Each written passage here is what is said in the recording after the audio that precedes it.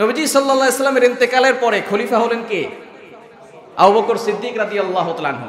আজকে আমরা আলোচনা শুনবো হযরত আবু বকর সিদ্দিক রাদিয়াল্লাহু তাআলা আনহুর জীবনী থেকে। তার জীবনী কেমন ছিলেন হযরত আবু বকর সিদ্দিক রাদিয়াল্লাহু তাআলা আনহু। সাহাবায়ে কেরামদের জীবনী জানার দরকার আছে না নাই? আর জোর আছে না নাই? সূরা বাকারার 12 নম্বর আয়াত, 1 নম্বর পারা 2 নম্বর পৃষ্ঠার 11 নম্বর লাইন। সূরা বাকারার 12 নম্বর আয়াতে আল্লাহ বলছেন, ওয়া ইদা কিলা লাহুম আমিনু কামা আমানান নাস, তোমরা ঈমান আনো তাদের মতো যেভাবে সাহাবায়ে কেরাম ঈমান এনেছে। ঠিক কি না? সাহাবায়ে কেরাম হচ্ছেন আমাদের আইডল। আমাদের আইডল কখনো শাহরুখ খান, সালমান খান হতে পারে না। ঠিক কি না? আমাদের আইডল হচ্ছে সাহাবায়ে কেরাম। আমাদের আইডল হচ্ছে হযরত মুহাম্মদুর রাসূলুল্লাহ সাল্লাল্লাহু আলাইহি সাল্লাম। আবু বকর সিদ্দিক রাদিয়াল্লাহু তাআলা আনহু, তার নাম হচ্ছে আবু বকর, সিদ্দিক হচ্ছে তার উপাধি। সিদ্দিক কি উপাধি? এই উপাধিটা কখন এসেছে? নবীজি সাল্লাল্লাহু আলাইহি সাল্লাম যখন মেরাজে গিয়েছেন, মেরাজ থেকে আসার পরে আবু জাহেল বিশ্বাস করে না যে এত দূরত্বের রাস্তা মুহাম্মদ কিভাবে পাড়ি দিল। 40 দিন 80 দিনের রাস্তা কিভাবে পাড়ি দিল আবু জাহেল বিশ্বাস করে না দূরত্বের কারণে। যখন আবু বকরকে বলা হয়েছে, আবু জাহেল বলতেছে, শুনছো নাকি আবু বকর তোমার নবী কি বলে? বলে কি বলে? সে নাকি এক রাতেই কাবা শরীফ থেকে মসজিদে আকসায় গিয়েছে, তারপরে মেরাজ করেছে। মেরাজ কি সত্য না মিথ্যা? কেউ যদি মিথ্যা বলে ঈমান থাকবে? ঈমান থাকবে?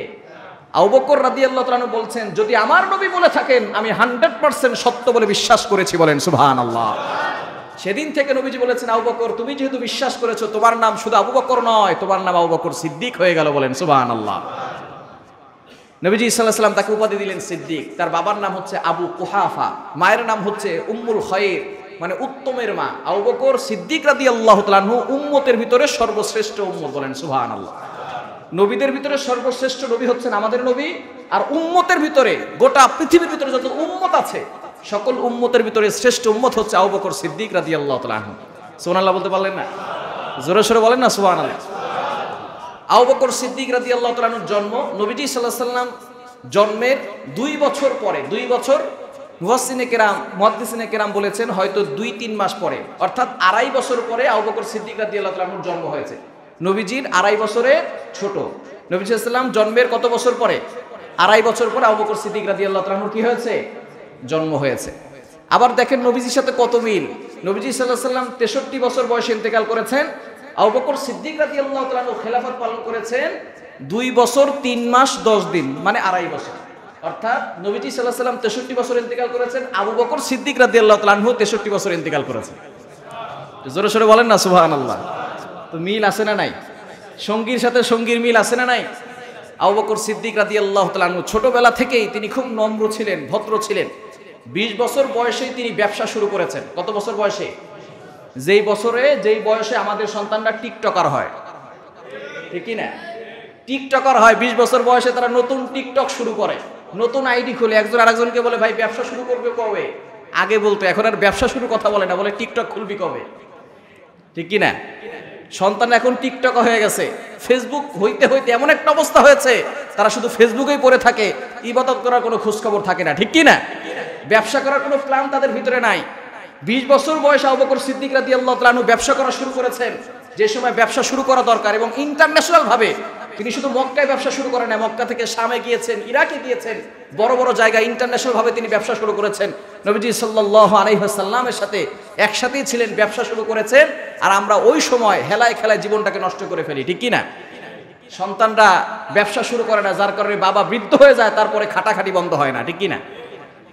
বাবার বোঝা শেষ পর্যন্ত কাঁধেই থাকে, আর সন্তান বাবার টাকা পয়সা উড়াতে থাকে। খবরদার, আদর্শ সন্তানরা বাবার বোঝা কমিয়ে দিয়ে বাবার কাজে হেল্প করে, সাহায্য করে, সহযোগিতা করে। ঠিক কি না? আবু বকর সিদ্দিক রাদিয়াল্লাহু তাআলা আনহু 20 বছর বয়স থেকেই ইন্টারন্যাশনাল ভাবে ব্যবসা শুরু করে দিয়েছেন। নবীজি সাল্লাল্লাহু আলাইহি সাল্লাম নবুয়ত প্রাপ্ত হয়েছেন, নবুয়ত পেয়েছেন। নবীজি সাল্লাল্লাহু আলাইহি সাল্লামের সবচেয়ে কাছের সঙ্গী ছিলেন আবু বকর সিদ্দিক রাদিয়াল্লাহু তাআলা আনহু। নবীজি বলেন, আমি যাকেই সর্বপ্রথম কালিমার দাওয়াত দিয়েছিলাম সকলের মনে একটা কেমন যেন ভাব দেখেছি, কিন্তু আবু বকরকে যখনই কালিমার দাওয়াত দিয়েছি মুখে কোনো ভাব দেখি নাই। দাওয়াত দেওয়ার সাথে সাথে বলেছে, লা ইলাহা ইল্লাল্লাহু মুহাম্মাদুর রাসূলুল্লাহ, আল্লাহু আকবার। নবীজি বলছেন, যাকে ইসলামের দাওয়াত দিয়েছি হয়তো সে মেনে নিয়েছে, মেনে নেওয়ার আগে কিছু সময় আমার দিকে এমন ভাবে তাকাইছে, এমন ভাবে সে ফোকাস করেছে, আমার কাছে কেমন যেন নার্ভাস ফিল হয়েছে, সে কেমন যেন নার্ভাস ফিল করতেছে যে তুমি নবী হয়েছো। কিন্তু আবু বকরকে যখনই বলেছি সে নার্ভাস ফিল করে নাই, সাথে সাথে কালিমা পড়ে মুসলমান হয়ে গেছে। বলেন সুবহানাল্লাহ। শুধু তাই নয়, নবীজি সাল্লাল্লাহু আলাইহি সাল্লামের কেমন সঙ্গী ছিল আবু বকর সিদ্দিক রাদিয়াল্লাহু তাআলা আনহু। যখন হিজরতের সময় এসে গেল, ইসলাম ধর্ম গ্রহণ করার পরে আবু বকর সিদ্দিক রাদিয়াল্লাহু তাআলা আনহু ধনাঢ্য ব্যক্তি ছিলেন, 40,000 দিরহামের মালিক ছিলেন, এখন বর্তমানে কোটি কোটি টাকা। সকল টাকাগুলো ইসলামের জন্য তিনি দান করে দিয়েছেন। বলেন সুবহানাল্লাহ। তখনও বেলাল হাফসি গোলাম ছিল, খাব্বাব গোলাম ছিল, এরকম অনেক দাস দাসী গোলাম ছিল যারা কালিমা পড়ে মুসলমান হয়েছে, কিন্তু তারা মালিকের কাছ থেকে ফিরে আসতে পারে নাই। মালিকরা তাদের উপর অত্যাচার করত। আবু বকর সিদ্দিক রাদিয়াল্লাহু তাআলা আনহু 40,000 দিরহাম সব কিছু আল্লাহর জন্য খরচ করে তাদেরকে মুক্তি করেছেন। বলেন আল্লাহু আকবার। ইসলামের উপকার হয় কি হয় না?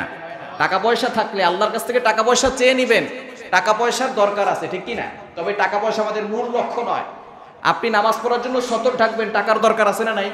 হজ করার জন্য, বিমান ভাড়ার জন্য টাকা পয়সার দরকার আছে, ঠিক কি না? কিন্তু টাকা পয়সা আমাদের মূল লক্ষ্য নয়, আমাদের মূল লক্ষ্য হচ্ছে জান্নাত, ঠিক কি না? টাকা পয়সা ইনকাম করবেন, ঠিক আছে, হালাল ভাবে করবেন, নামাজ পড়ার পাশাপাশি করবেন, টাকা পয়সা দিয়ে আপনার উপকার হবে, দান করতে পারবেন, ডোনেশন করতে পারবেন। তবে টাকা পয়সাই মূল লক্ষ্য হলে জীবন শেষ হয়ে যাবে, দুনিয়াও শেষ হবে, আখিরাতও শেষ হবে, ঠিক কি না? আবু বকর সিদ্দিক রাদিয়াল্লাহু তাআলা আনহু সব টাকা আল্লাহর জন্য দান করে দিয়েছেন।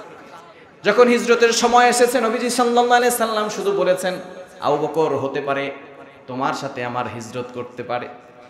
তিনি যখন প্রথমে বলেছেন এই মক্কায় আর থাকা যাবে না, হিজরত করে চলে যাব, আবু বকর সিদ্দিক রাদিয়াল্লাহু তাআলা আনহু সাথে সাথে বলেছেন, ইয়া রাসূলুল্লাহ, ইয়া হাবিবাল্লাহ, আমি আপনার সাথে হিজরত করতে চাই। বলেন আল্লাহু আকবার।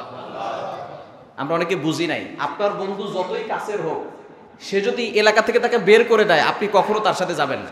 হয়তো হোয়াটসঅ্যাপে কথা হবে, ইমোতে কথা হবে, ফোনে কথা বলবেন, এটাই শেষ। কিন্তু আপনিও আপনার এলাকা ছেড়ে আপনার বন্ধুর সাথে কখনো যাবেন। আবু বকর সিদ্দিক রাদিয়াল্লাহু তাআলা বলছেন, ইয়া রাসূলুল্লাহ, ইয়া হাবিবাল্লাহ, আপনি যদি হিজরত করেন আমি আপনার সাথে আছি। কেমন সঙ্গী ছিলেন দেখেন। অনেক বন্ধুত্ব আছে, অনেক বন্ধুত্বের ভাবসাব আমরা দেখি। অনেক বন্ধু বিদেশে চলে যায় তার কর্মের জন্য, কিন্তু অন্য বন্ধু তার সাথে কখনো বিদেশে যায় না। তাকে যদি এই এলাকা থেকে বের করে দেয়, তার সাথে সে যাবে না। আবু বকর সিদ্দিক রাদিয়াল্লাহু তাআলা বলেন, ইয়া রাসূলুল্লাহ, আপনার টেনশন নাই, আমি আপনার সাথে আছি, আমি আপনার সাথে হিজরত করব। বলেন আল্লাহু আকবার। নবীজি সাল্লাল্লাহু আলাইহি সাল্লাম যেদিন হিজরতের কথা বলেছেন, আবু বকর সিদ্দিক রাদিয়াল্লাহু তাআলা আনহু সেদিন থেকে ঘুমান না। 2টা উট কিনে রেখেছেন, খাবার দাবার তিনি আগে থেকেই গুছিয়ে রেখেছেন। আবু বকর সিদ্দিক রাদিয়াল্লাহু তাআলা আনহুকে যেদিন নবীজি সাল্লাল্লাহু আলাইহি সাল্লাম দরজায় নক করলেন, আজকেই হিজরত করবেন, একবার নক করার সাথে সাথে আবু বকর সিদ্দিক রাদিয়াল্লাহু তাআলা আনহু দরজা খুলে দিয়েছেন। বলেন সুবহানাল্লাহ। নবীজি বললেন, ইয়া আবু বকর, হে আবু বকর, তুমি কি ঘুমাও নাই? বলে, না ইয়া রাসূলুল্লাহ, আমি ঘুমাই নাই। যেদিন আপনি বলেছেন যে আমার সাথে হিজরত করতে হবে, সেই সময় থেকে আমি আর রাতে ঘুমাই না। আমি দরজার সাথে পিঠ লাগিয়ে রাখি, যাতে করে আপনি একবার ডাকার সাথে সাথে 2বার ডাকতে না হয়, আমি আপনার ডাকে সাড়া দিয়ে বের হতে পারি ঘর থেকে। এজন্য আমি কোনো সময় ঘুমাই না, আমি দরজার সাথে পিঠ লাগিয়ে রাখি, আপনার ডাকার সাথে সাথে আমি হাজির হব। বলেন আল্লাহু আকবার। কেমন সঙ্গী ছিলেন। নবীজি সাল্লাল্লাহু আলাইহি সাল্লাম রওনা হয়ে গেলেন। গারে সাওর, হে গুহার উপরে যখন তারা ভিতরে ঢুকলেন, কাফেররাও সেখানে আসলো, পায়ের ছাপ দেখে দেখে সেখানে আসলো। কিন্তু আল্লাহ পাক রব্বুল আলামিন কাফেরদের ষড়যন্ত্র থেকে হেফাজত করেছেন, ঠিক কিনা? এই ঘটনা আমরা অনেকেই জানি, আমি আগেও বলেছিলাম। তখন আবু বকর সিদ্দিক রাদিয়াল্লাহু তাআলা বলেছেন, ইয়া রাসূলুল্লাহ, কাফেররা তো আসতেছে। নবীজি সাল্লাল্লাহু আলাইহি ওয়াসাল্লাম বলতেছেন, লা তাহজান ইন্নাল্লাহা মা'ানা, নিশ্চিন্তিত হয়ো না, ভয় পেও না, আমাদের সাথে একজন আছেন। তিনি কে? আল্লাহ। আরো জোরে বলেন, তিনি কে? তিনি যে আবু বকর সিদ্দিক রাদিয়াল্লাহু তাআলা নবীজির সঙ্গে, এটা আল্লাহ কোরআনেই বলে দিয়েছেন। বলেন সুবহানাল্লাহ। ইদ ইয়াকুলু লিসাহিবিহি লা তাহজান ইন্নাল্লাহা মা'ানা, নবীকে যখন বলেছে যে ইয়া রাসূলুল্লাহ, কাফেররা আসতেছে, তখন নবীজি সাল্লাল্লাহু আলাইহি ওয়াসাল্লাম বললেন, আবু বকর, চিন্তা করো না, আমি আর তুমি এখানে যদিও আছি, কিন্তু আমাদের সাথে আরো একজন তৃতীয় ব্যক্তি আছে। তিনি কে? আরো জোরে বলেন, তিনি কে? ওই আল্লাহ পাক রব্বুল আলামিন তাদেরকে সেখান থেকে হেফাজত করেছেন। তারা যখন চলে গেলেন মদিনায় যাওয়ার পরে আবু বকর সিদ্দিক রাদিয়াল্লাহু তাআলা আনহু যার যত সম্পদ ছিল সব দান করে দিয়েছেন। তারপরেও তাবুক যুদ্ধের সময় যখনই দান করার ঘোষণা এসেছে, নবীজি সাল্লাল্লাহু আলাইহি সাল্লাম বলছেন, তাবুক যুদ্ধের জন্য অনেক টাকা পয়সার দরকার, যেহেতু অনেক বড় যুদ্ধ হবে। আমরা তাবুক যুদ্ধ সম্পর্কে আলোচনা শুনেছি, ঠিক কিনা? আবু বকর সিদ্দিক রাদিয়াল্লাহু তাআলা আনহুকে যখন বলা হলো, ওসমান রাদিয়াল্লাহু তাআলা আনহু তার সম্পদকে 4টা ভাগ করে একটা ভাগ দিয়ে দিলেন। ওমর রাদিয়াল্লাহু তাআলা আনহু সম্পদকে 2টা ভাগ করে একটা ভাগ দিয়ে দিলেন। ওমর রাদিয়াল্লাহু তাআলা মনে মনে চিন্তা করছেন, আজকে মনে হয় আবু বকর আমার উপরে যেতে পারবে না, কারণ তারা আমল নিয়ে প্রতিযোগিতা করত আর আমরা বাড়ি করা নিয়ে প্রতিযোগিতা করি, ঠিক কি না? আমরা দুনিয়া নিয়ে প্রতিযোগিতা করি। অমুক মেয়ে বিয়ে করছে, সে 10টা ডেক নিয়ে আসছে, গান বাজনা করার জন্য কতগুলো নাচ গানের মেয়েকে নিয়ে আসছে, আমি আরো বেশি নিয়ে আসবো, এরকম প্রতিযোগিতা করে, ঠিক কি না? নবীজি সাল্লাল্লাহু আলাইহি সাল্লামের সাহাবী আবু বকর সিদ্দিক রাদিয়াল্লাহু তাআলা আনহু প্রতিযোগিতা করতেন, সাহাবায়ে কেরামরা প্রতিযোগিতা করতেন কিভাবে তারা আমল বেশি করবে। আবু বকর সিদ্দিক রাদিয়াল্লাহু তাআলা আনহু ঘরের যা ছিল সবকিছু নিয়ে আসছেন। এবার ওমর রাদিয়াল্লাহু তাআলা আনহু বুক ফুলিয়ে আছেন, আজকে মনে হয় আমি জিতে যাব। নবীজি প্রশ্নই চেঞ্জ করে দিলেন, বললেন, ইয়া আবা বকর, হে আবু বকর, মা খাল্লাফতা ইয়া আবা বকর, ঘরে তুমি কি রেখে এসেছো? আবু বকর সিদ্দিক রাদিয়াল্লাহু তাআলা আনহু বলেন, ঘরে কিছুই রাখি নাই, কিছু গম ছিল, গম সহ তার পাত্র সহ নিয়ে আসছি। শুধু তাই নয়, আমি আমার বেড়াকে এভাবে হাত দিয়ে দেখেছি কোথাও সুই আছে কিনা, সুইগুলো খুঁজে খুঁজে বের করে নিয়ে আসছি। এমনকি আমার জামা খুলে ছালার জামা গায়ে দিয়ে আসছি। বলেন আল্লাহু আকবার। তাহলে বাড়িতে কাকে রেখে এসেছো? বলে আল্লাহু ওয়া রাসূলু, আল্লাহ এবং আল্লাহর রাসূলকে রেখে এসেছি। বলেন আল্লাহু আকবার। তারা সব কিছু আল্লাহর জন্য দান করে দিতেন, কারণ তারা জানমাল দিয়ে আল্লাহর দ্বীনকে হেফাজত করতেন, ঠিক কি না? এরকম জানমাল দিয়ে আল্লাহর দ্বীনকে হেফাজত করার দরকার আছে না নাই? আবু বকর সিদ্দিক রাদিয়াল্লাহু তাআলা এমন ভাবে দান করতেন। এবং তাদের তাকওয়া কেমন ছিল, আল্লাহর ভয় কেমন ছিল, তারা দ্বীন কায়েমের জন্য কতটা কঠোর হতেন। আবু বকর সিদ্দিক রাদিয়াল্লাহু তাআলা আনহু নরম সাহাবী ছিলেন, কিন্তু আল্লাহর বিরুদ্ধে কেউ কথা বললে, ইসলামের বিরুদ্ধে কেউ কথা বললে সাথে সাথে গরম হয়ে যেতেন। বলেন আল্লাহু আকবার। নরম সাহাবী, কিন্তু যখনই আল্লাহর বিরুদ্ধে কেউ কথা বলতো তখনই গরম হয়ে যেতেন। আমাদের ভিতরে অনেক মানুষ এমন আছে, 5 ওয়াক্ত নামাজ পড়ে হাতে তাসবিহ নিয়ে ঘুরে, আল্লাহর বিরুদ্ধে কথা বলে, নবীকে নিয়ে গালি দেয়, তারা কোনো টুশব্দ করে না, এরা হচ্ছে পাক্কা মুনাফিক, ঠিক কিনা বলেন? আবু বকর সিদ্দিক রাদিয়াল্লাহু তাআলা আনহু একবার যাচ্ছেন ইহুদিদের কাছে। নবীজি সাল্লাল্লাহু আলাইহি সাল্লাম, আল্লাহ পাক রব্বুল আলামিন যে যাকাতের বিধান দিয়েছেন, যাকাতের বিধান এমন এই জন্য দেওয়া হয়েছে যাতে করে বড়লোকরা শুধু বড়লোক হবে আর গরিবরা শুধু গরিব হবে, বিষয়টা এমন নয়। যাকাতের অর্থনৈতিক ব্যবস্থা ইসলামে এতটা সুন্দর যে বড়লোকরা যদি ধনীদেরকে যাকাত দেয় তাহলে কোনো গরিব খুঁজে পাওয়া যাবে না, ঠিক কি না?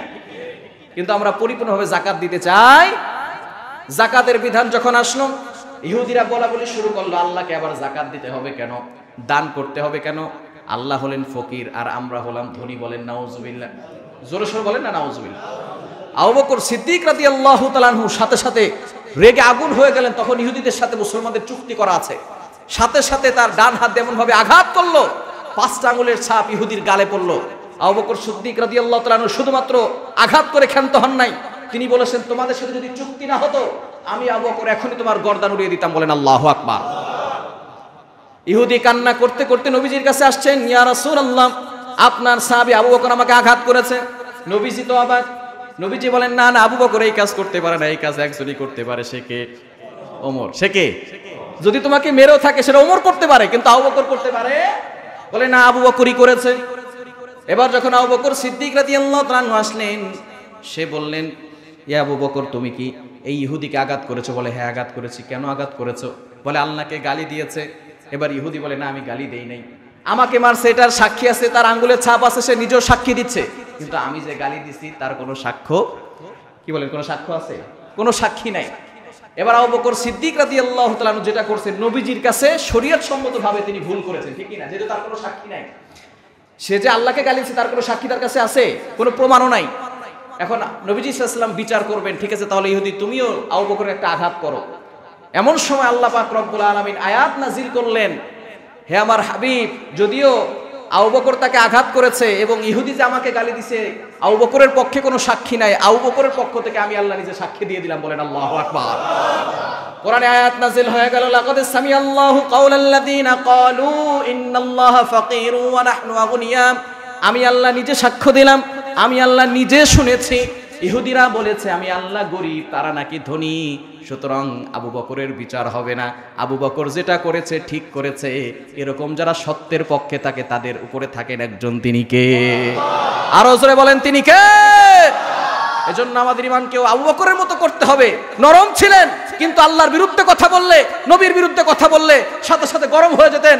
আমাদের সামনেও যদি আল্লাহর বিরুদ্ধে কেউ কথা বলে, নবীর বিরুদ্ধে যদি কেউ কথা বলে, সে যেই হোক, তাদের কাউকে ছেড়ে দেওয়া হবে না। ঠিক কিনা বলেন? আপনি আমাকে গালি দেন, কোনো আপত্তি নাই, আমার মাকে গালি দেন, কোনো আপত্তি নাই, আমার বাবাকে গালি দেন, কোনো আপত্তি নাই, কিন্তু আমার নবীর বিরুদ্ধে কথা বলবেন, আমার আল্লাহর বিরুদ্ধে কথা বলবেন, সেই জিভ টেনে ছিঁড়ে ফেলা হবে। ঠিক কিনা বলেন? এজন্য ঈমানকে শক্তিশালী করা দরকার আছে না নাই? পারবো তো ইনশাআল্লাহ। আবু বকর সিদ্দিক রাদিয়াল্লাহু তাআলা আনহু নরম সাহাবী, কিন্তু আল্লাহর বিরুদ্ধে কথা বললে, ইসলামের বিরুদ্ধে কথা বললে গরম হয়ে যেতেন। আমাদেরকে এরকম গরম হওয়ার দরকার আছে না নাই? সোজা আঙ্গুলে ঘি না উঠলে আঙ্গুল মাঝে মধ্যে বাঁকা করতে হয়, ঠিক কি না? এজন্য আমাদেরকে অবশ্যই সতর্ক থাকতে হবে, যাতে করে আমরা সুন্দরভাবে ইসলামটাকে প্রতিষ্ঠা করতে পারি।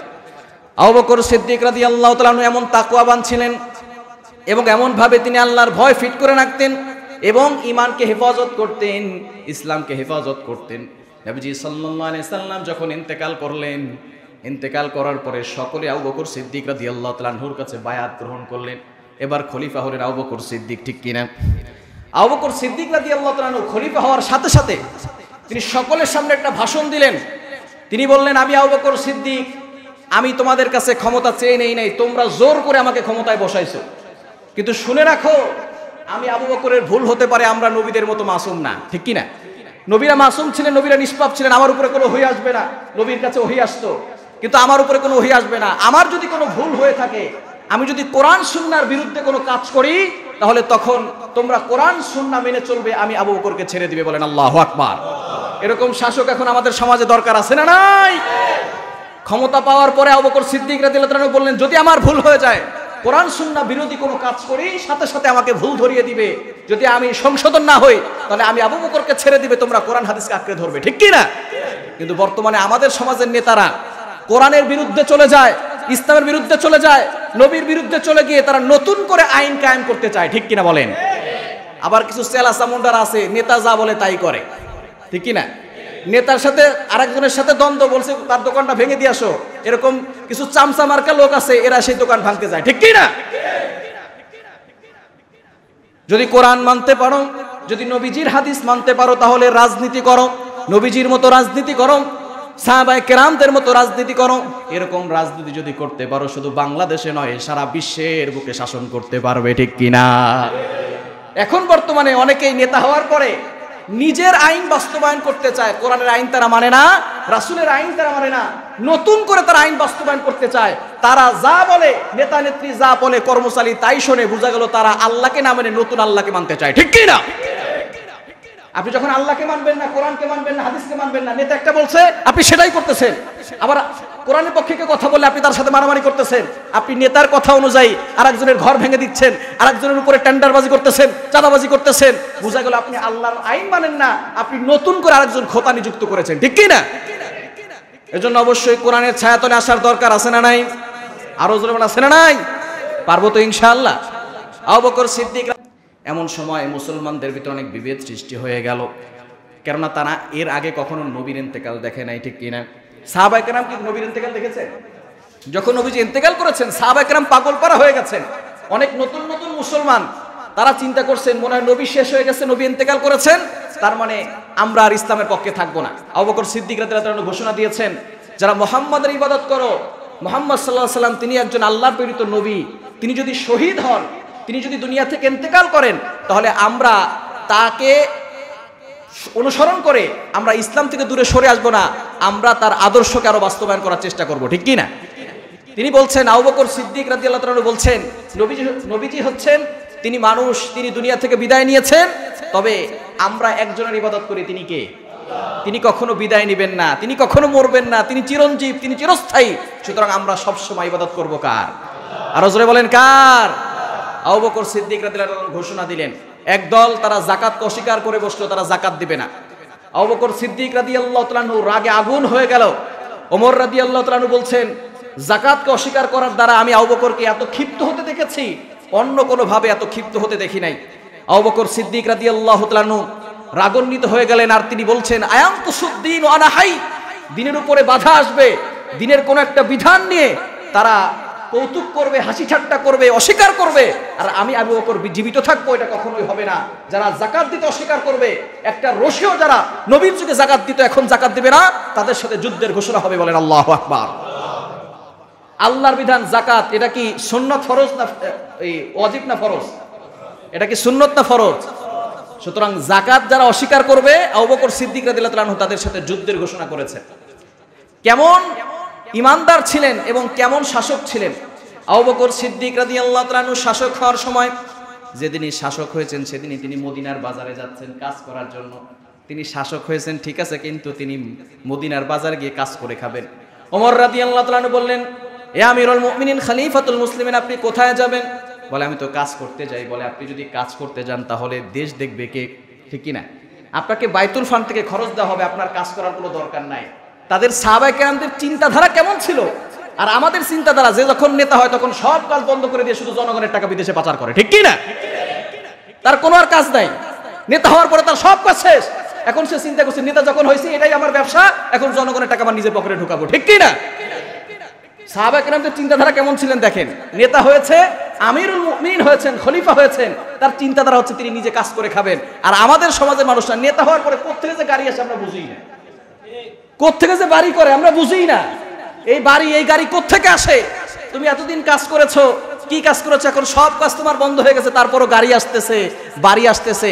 এটা জনগণ আর বোকারা জনগণ সবকিছু বুঝে, ঠিক কি না? জনগণের মাল যারা নিজের পকেটে ঢুকাবে, অবশ্যই আল্লাহর কাজ করে তাদেরকে জবাবদিহি করতে হবে, ঠিক কিনা বলেন? আবু বকর সিদ্দিক রাদিয়াল্লাহু তাআলা আনহু কেমন খলিফা ছিলেন।